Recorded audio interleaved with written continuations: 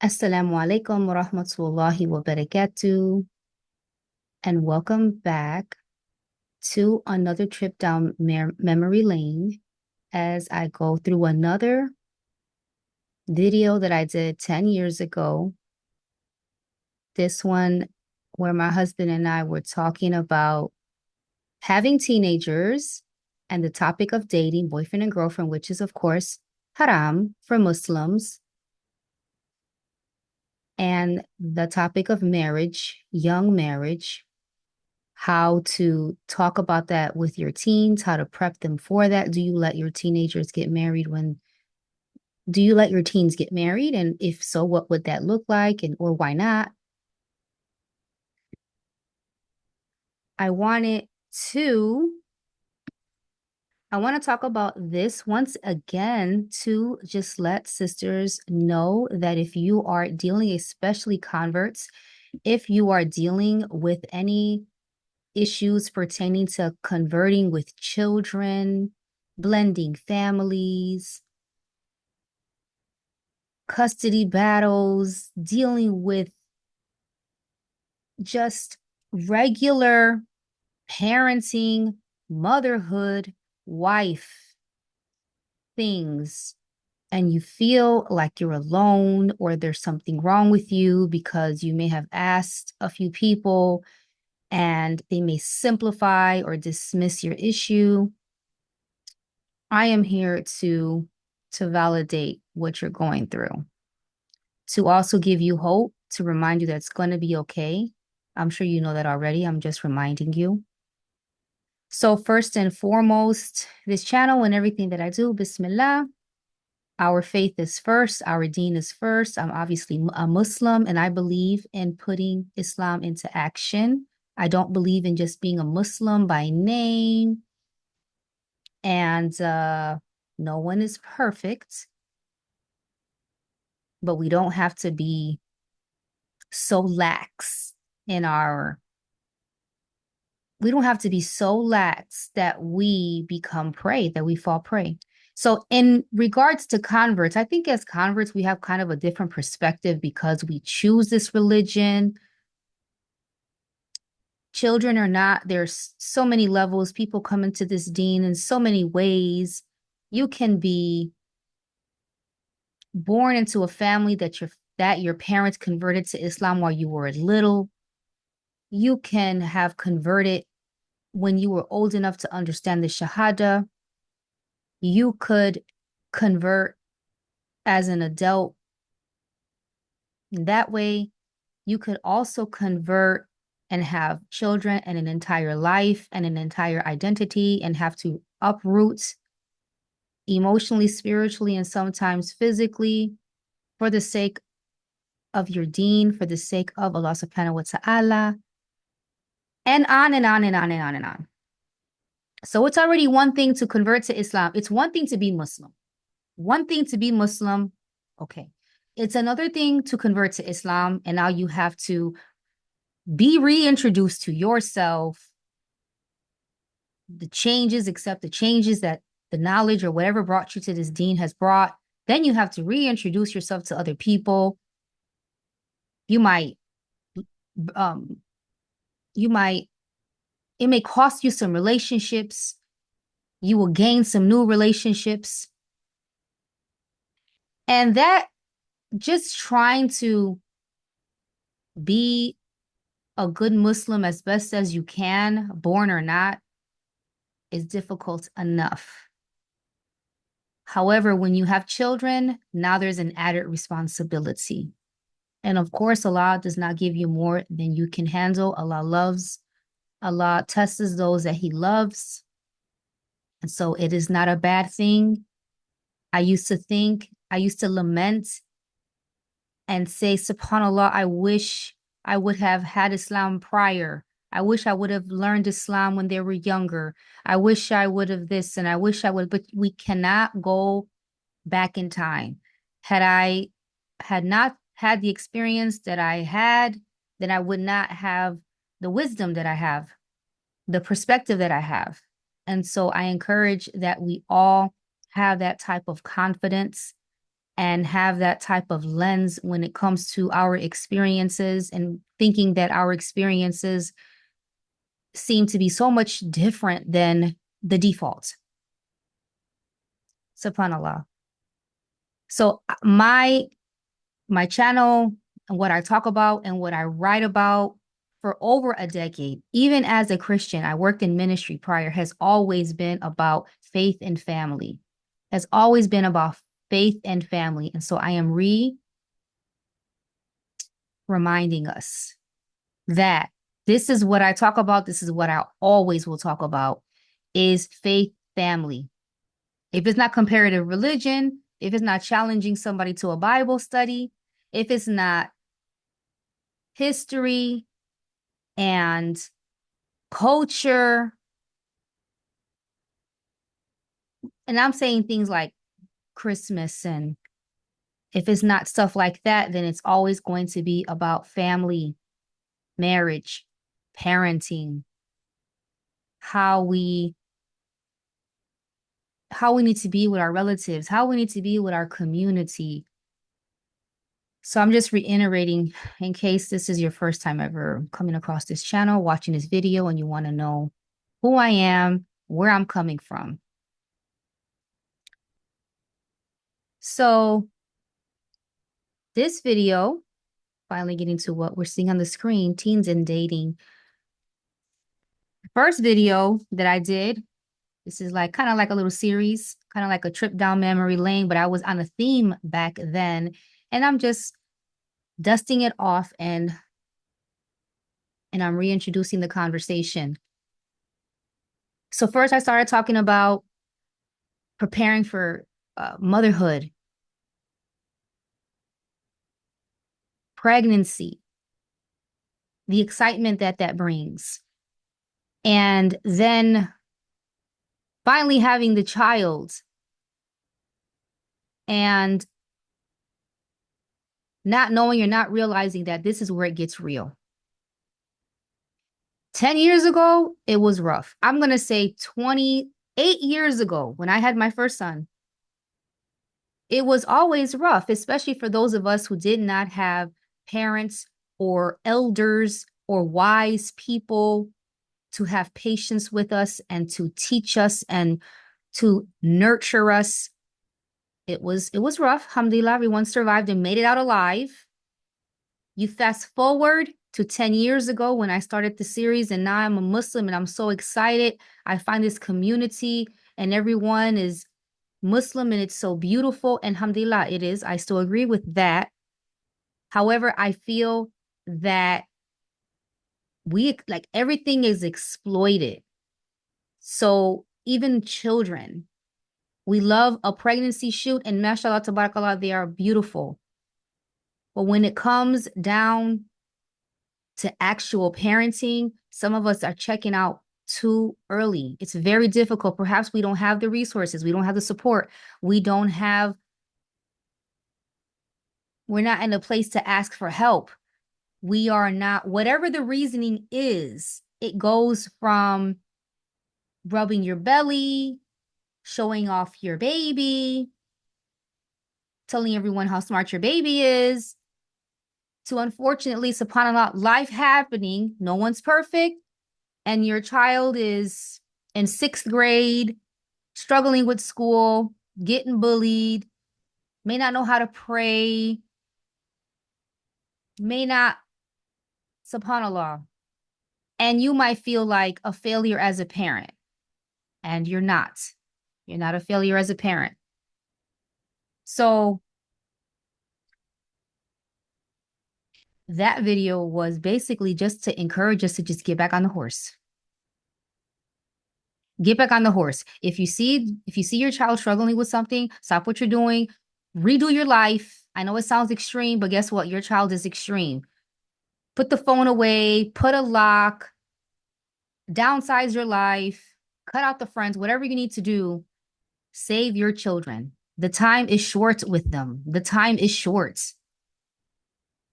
That was, I guess, my today's summary of that first video. And The second one was leading up to the second one was, raising Muslim children.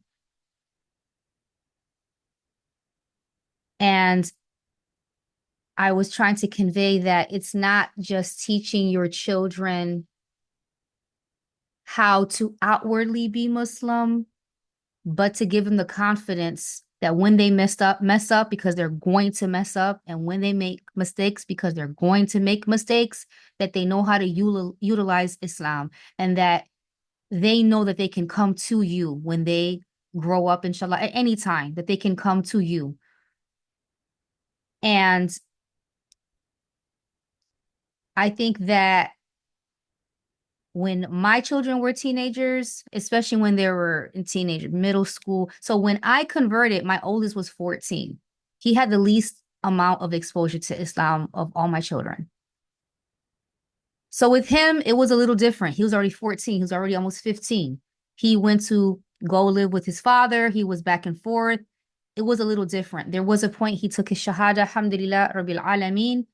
However, he didn't really get to learn how to read Arabic, and he didn't get further along as even, he says that he would have liked to, subhanallah, as a lot of the rest of his siblings had. Then, of course, I have my youngest, and he's born Muslim, and my two youngest are, alhamdulillah, rabbil alameen, they are on their 7th juice of memorization, alhamdulillah. And it's not just that. It's not just outwardly showing your deen. It is putting your children in a position where you do not only give them the tools, but you help them do that. You help them. So there wasn't, forgive me if I'm kind of going all over the place, because in the last video, I kind of touched into our decision and why we homeschool our children.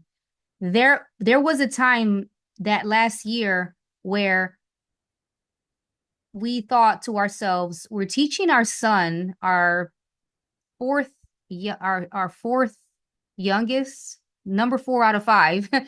We were teaching him to pray. He's going to the masjid for Fajr, and we're teaching him to pray, but he's not going to Juma. And so I would volunteer on Fridays, and I talked to the teacher, and I would pull my kids out of school, and they would go to Juma.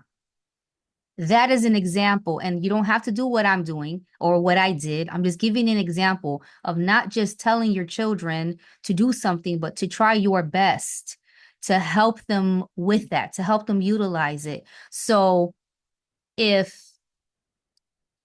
that's a prime example, if I want my kids to grow up, and especially my boys, and I want them to go to Juma, I need to help them with that if I can. So in this one, we were talking about, my husband and I talking about dating, and I think I kind of said that in the beginning. The quality is horrible. So I'm gonna go over the notes here. The quality is horrible, so I'm not gonna play much at all. Just to even show you how bad this used to be. What, Booby? Assalamu alaikum wa rahmatullahi wa barakatuh. Assalamu alaikum. Peace to all the Muslims out there worldwide. I pray that Allah blesses us with knowledge, with insight, with inspiration. I pray that He guards us against the evil whispers of shaitan. And I pray that He gives us all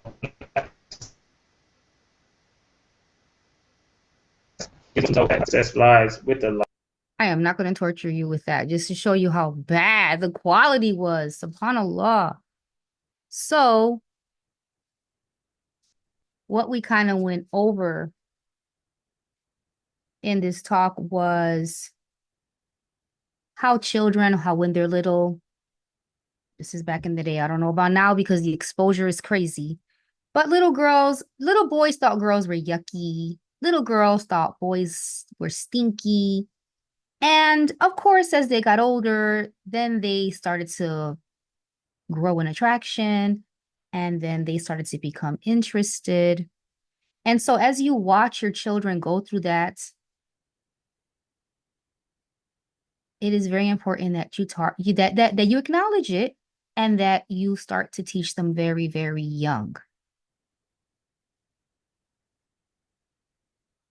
So the younger they understand that all that, like one day you're going to have a wife, one day you're going to have a husband, one day you're going to have a wife, one day you're going to have a husband. The sooner, the younger that they start to hear stuff like that, the higher the odds are that they're going to understand, they're going to relate that together. When they think of getting, if your son's thinking getting with a girl or your vice versa, when they think of getting with the opposite gender is going to connect to them marriage. I'm going to be married. I'm going to have a nikah. I'm going to have to, if I'm a boy, come with a dowry. Okay. So the sooner they kind of like in different levels, the older they get, the more in depth, the more you get into the conversation, the more you explain what that might look like for them, the better. You acknowledge the attraction. Oh, I see she's pretty, but it's not just looks. Does she pray? I know he's handsome, but does he pray? Is he a good leader? Who is his family? Does he have a good relationship with his parents? Those types of things you got to start putting in your children's heads for them. Don't just say, no, this person is no good. Start to teach them. These are the qualities. Even if the time is not right now, these are the qualities you're gonna need to look for. You should look for, and you start to plant those seeds in their head. You need to teach them the qualities that they should look for in their spouses, if it's a teen or if it's when they get older. And you should also teach them the qualities that they're going to be expected to have. So you may say, yes, son, you want a wife, but you don't even get up by yourself for Fajr. That's a quality. You're going to have to start getting up. We're waking you up. When you start waking us up, okay, maybe you're ready. Daughter, you are saying that you want to get married, but you don't like to be in the house, or you don't like being told what to do. Not that a husband's going to tell you what to do or keep you in the house, but you have to be able to work with somebody and you have to be in a position to be led. You're not ready for that? You're not ready for that right now? Okay, that's fine. That's what's going to be expected of you. Don't just teach your children. Don't encourage your children to have this wish list of things that they should look for in someone else, but not require anything of them themselves. Another thing that we discuss here is be open. And I'm going to close out with this topic because that's really in a nutshell what our point in this video is, even though it's all choppy and messed up. For us, we support teenagers getting married. We support a nikah if that's what they want, because I'm going to tell you a secret. These kids are already hooking up. They're already sliding into each other's Instagram DMs and all that. Not everyone. I'm saying it's a higher rate. The odds of your children waiting to get married until they graduate high school, it's higher. It's higher that it's more probable that they're more likely to be a step parent. I'm sorry, welcome to the USA. I'm sorry, welcome to America. The odds are higher than they were even 10 years ago because these kids are over-sexualized. They are being exposed to so much, especially, well, both genders. These young men, women have always been a little bit more sexually aggressive. All a man needs to do is be handsome, have some money, and a nice car. And women will push up on him. They will push up on him. He doesn't even need to speak well. A woman will throw themselves at him. So if you have a good son and he's on point and women are just throwing themselves, yeah, we might say, oh, Muslims don't do that. We're so perfect. Don't set your children up do not set them up for a disaster. I'm not saying that you should push them to get married as teenagers. But let's say, for example, you already know he's talking to somebody. You already know she's interested in somebody. And you may say, hey, I don't know if you're ready. Hey, you might want to think about it. Maybe you're too young for us. What that, what that might look like. And nobody got married super young. And the youngest to get married of my children was, I want to say 18, 19. But even before, we always made it clear that before you guys go off and become boyfriend and girlfriend, do not commit zina. Before you guys do something like that, let us know. Let us talk to the other party. Let us talk to their family members. And if it's that serious, we'll just do a nikah and you guys can have like a westernized boyfriend, girlfriend, halal relationship. It's halal. It's not boyfriend girlfriend. I'm just, you guys know what I mean when when I'm saying that it's Islamic. It's an Islamic marriage, but because they're so young, then still give them their youth. So they're still young, so they can spend the night at each other's houses. They can keep each other from getting distracted. They can support each other with school. Maybe we can wait on the kids, of course, but that was a point of us what we were trying to say here that if that happens, I have people in my family younger than me that have had children. They've had their first child when they were 14 and 15 years old. I know more people who had children when they were teenagers than when they were older. So I know now, and not to be controversial and not to talk ill or pass judgment on anybody, but I know that we have easier access to deleting any evidence, any consequence that may happen if we commit zina and something happens. But Allah knows. And so I just encourage us as parents or aunties or whatever adult if you are around a youth and you see and you know that of course that you encourage them to wait, but especially if it's a couple and they're talking and they love each other and they can't wait and you can't get them and they're distracted, you know what? Protect them from zina. Protect them from zina. And I would say that there was a point where I was looking for was one of my children. If you know, you know. If you know me, you know who exactly. I'm not gonna put any of my children's business out there. But one of my children really wanted to get married, and I literally, how old was this child? This child was 17, 18 years old. They really wanted to get married. I reached out to the sheikh, to the Quran teacher's wife. I reached out to a few people, and I was surprised. Some people's, some parents of young boys, oops, boys or girls, um, were kind of surprised. Like, oh no, my child is going to wait until they're in college. And I'm just like, wait a minute, but your child is, um, you must not, y'all must be in denial or you must really not know. And so I was surprised at how unsupportive, well, maybe it's culture, I don't know.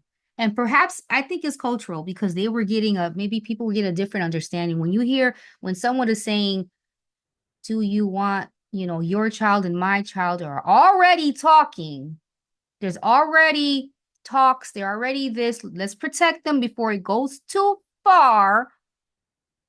And they say, no, my child could wait 5, 10 more years.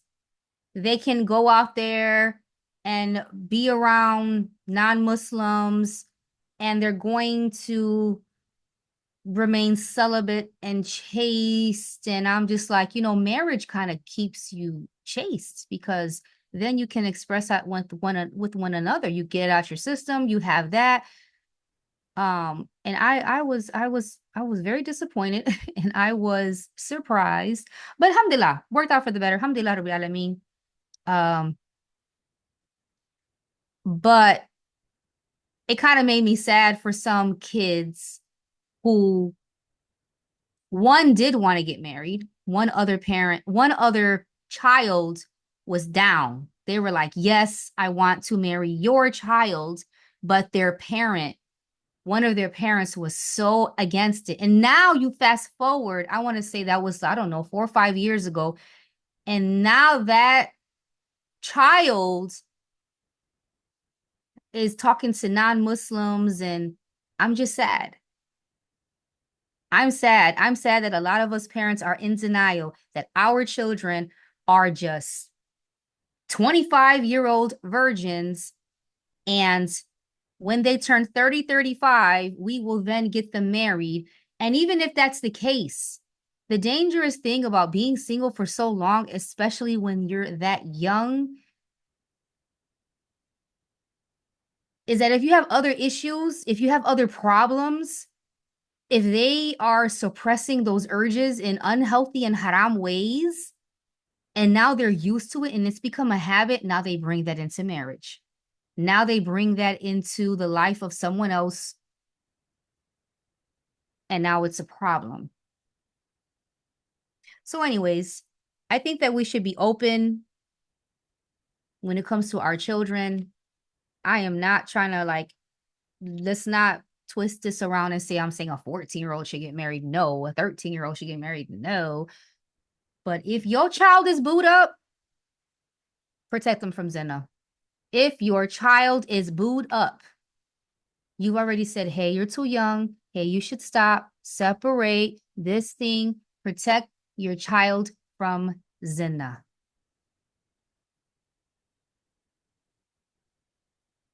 Once again, we are already in an over-sexualized society. Don't make it convenient. Do not make zina convenient. Don't make it convenient to kind of just help your children. Be open to questions, be open to the conversation. The more you talk to your children, and all children are different. All 5 of my children are different. You know how to kind of get in there, and even with each other. If you have more than one child or cousins or whatever the family looks like, just continue to let your children know. Or if you're an aunt, whatever children that you're around, if you're not a parent, just keep the conversation. You like someone? Okay. Hey, I see you. Yeah, she's pretty. I could see why. However, just use that as motive to do good in school so you can get a good job, and don't dismiss it. Don't not acknowledge it. And just let them know that you're there. Let them know that you are there. When my oldest son was 14, he wanted to get married. And the little girl, he brought her and they were into high school. I was like, hey, wait. We're too young. Hold on a second. So, subhanAllah. Again, I'm not saying that young, but just how I said that when we have children, our purpose in parenting is to nurture and to teach our children. We have to tell them that that's what they were put on earth also for. They were born to worship Allah subhanahu wa ta'ala. They were born to be taken care of by their parents or their caretakers, their guardians, to be loved and to be taught to them. They are going to be put in our position to also get married and have their own families. And the cycle keeps going. The cycle keeps going. So that is it for this topic. And inshallah ta'ala, I don't know if I'll go through this one again because I really didn't get to, let's see. Yeah, I really didn't get to cover much of this video because as I was trying to show you, the quality was so bad. I know I said something here. See, the video went away. Every day out in society, women are the aggressive ones. A man just needs to stand there and look handsome and let him have a job and a nice car. And women will just push themselves on him, so, teaching our boys to stay away from girls, stay away from aggressive women, teaching our daughters to also don't take on the characteristics of these women who have these, aggressive behaviors. And that's the new definition of empowerment. It's not empowerment because you can cuss someone out, flip them over a table. You're not more of a woman because you have a better purse, or you have a higher social status. So just children. So even 10 years ago, we were talking about women acting masculine. This is not a new topic. 10 years ago, we were talking over 10 years ago, but in this right here is evidence that 10 years ago, we were already witnessing the women getting the feminist movement, the women becoming harder, the women's movement kind of making it to be arrogant, to be individualistic, to be rough, to be masculine is to be empowered and is to be free. That's the false narrative that has been going on for a while. And here 10 years ago, I was already seeing it. SubhanAllah.